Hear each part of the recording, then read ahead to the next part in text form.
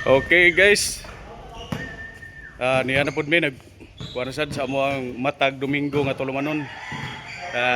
Sunday pasingot diri sa BNG Gym sa Tayod. Sunday pa ugnat. Oh, paugnat sa kusog.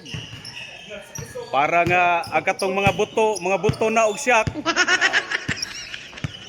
Lahoy pa ito, ugangan. Makalahutay pa bisag 1 km na lang gamon. Kay wala sad meron nakatapok pod ang mga batan-on ug mga wanggits. Oh. Dera mga wanggits. Membros wanggits ba.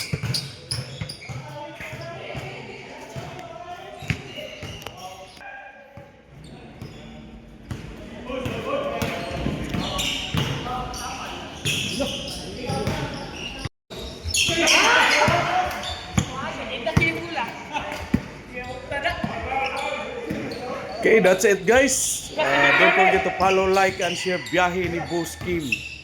Thank you so much.